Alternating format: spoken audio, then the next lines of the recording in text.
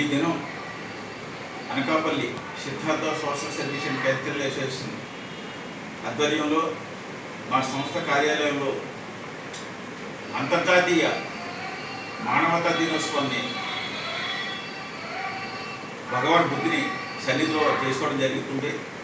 ఈ సందర్భంగా ప్రపంచంలో శాంతికి మొట్టమొదటి మార్గదర్శకుడైన గౌతమ బుద్ధుని తాలూకా మానవతా వాదంతో ఈ మానవతా దినోత్సవం అనేది వచ్చిందని ఒక నానుడి.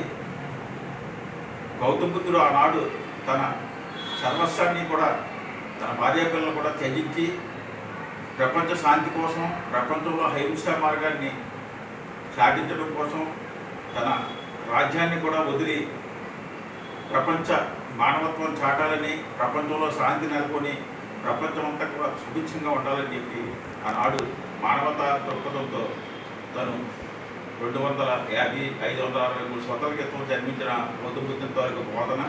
అటువంటి మానవతా దినోత్సవాన్ని ఈనాడు మా సిద్ధార్థ అసోసియేషన్ తరఫున జరుపుకోవడం చాలా ఆనందంగా ఉంది.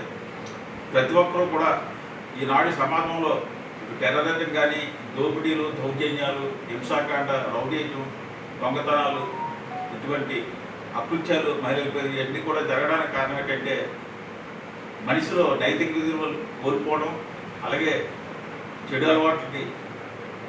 అలవాటు పడ్డం వల్ల కూడా ఇటువంటి నేరాలు జరగడానికి అవకాశం ఉంది.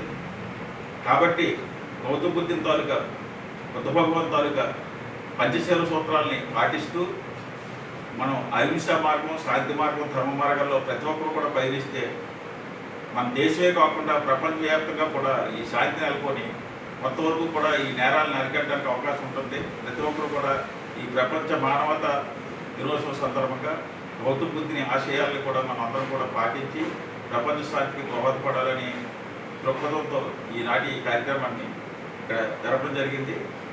ఈ గౌతమ బుద్ధుని తాలూకా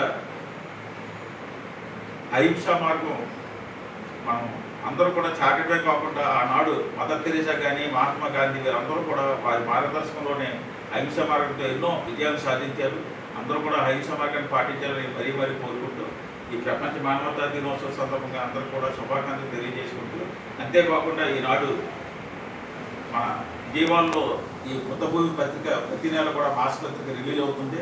ఆ బుద్ధభూమి మాస పత్రిక కూడా ఈవేళ మేము ఆవిష్కరించడం జరిగింది. ఈ బుద్ధభూమి మాస పత్రికని వారు ప్రతి గ్రంథాలయాన్ని కూడా మన రాష్ట్రంలో గల అన్ని గ్రంథాలయాలు కూడా ఉచితంగా పంపిస్తున్నారు. అంతేకాకుండా గౌతమ బుద్ధుని అభిమానించే వారికి అందరూ కూడా వాళ్ళు ఉచితంగా పంపిస్తున్నారు.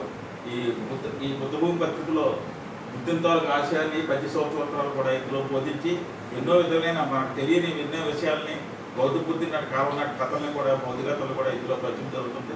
ప్రతి ఒక్కరు కూడా ఈ బుద్ధభూమి పత్రికను కూడా అవకాశం అందరూ కూడా చదువుతారని ఆశిస్తూ ఈనాడు మానవతా దినోత్సవం సందర్భంగా గౌతమ బుద్ధునికి నివాళులు అర్పిస్తూ మా సంఘం తరఫుని ధన్యవాదాలు తెలియజేసుకుని సెలవు తీసుకుంటాం.